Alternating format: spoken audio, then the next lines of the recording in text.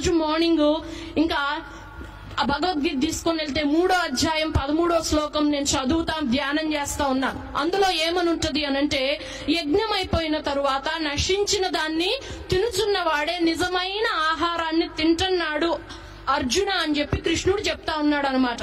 అక్కడ నేను ఆగిపోయాను. యజ్ఞం అయిపోయిన తరువాత నశించిన దాన్ని తినేవాడే నిజమైన ఆహారాన్ని, నిత్య జీవాన్ని ఇచ్చే ఆహారాన్ని తింటున్నాడు అని రాస్తున్నాడేంటి? యజ్ఞం అయిపోయిన తర్వాత నశించిన దాన్ని ఎవరు తింటున్నారు? యజ్ఞం చేస్తే యజ్ఞ పురుషుడు ప్రత్యక్షమవుతాడు, ఫలాన్ని ఇస్తాడు, తింటారు, అయిపోద్ది. నశించిన దాన్ని, ఆ బూడిదని, దాన్ని ఎవరు తిన్నట్టు లేదు కదా. అసలు ఇది ఏమి యజ్ఞము? ఇందులో నశించింది ఎవరు?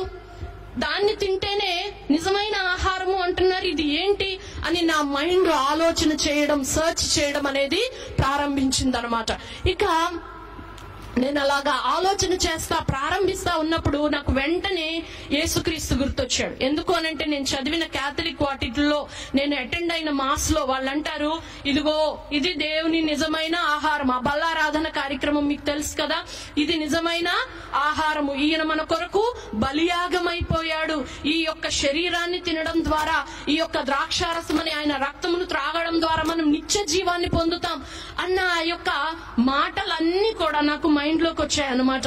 ఇదేంటి, నాకు భగవద్గీత చదువుతా ఉంటుంటే యేసుక్రీస్తు కనపడుతున్నాడు, యజ్ఞం అయిపోయిన ఆయన ప్రత్యక్షత కనపడుతుంది ఏంటి అన్న ఆలోచన నాకు మైండ్ లో గలిబిలిని కలగజేస్తుంది అనమాట. ఇక అలాగని ఆ దినమంతా కూడాను అలాంటి వేదనతోనూ, డిప్రెషన్ తోనూ, అర్థం కాని స్థితులతోనూ నేనున్నప్పుడు ఆ రోజు సాయంత్రం మా డాడీ దగ్గర నుంచి ఒక ఆలోచన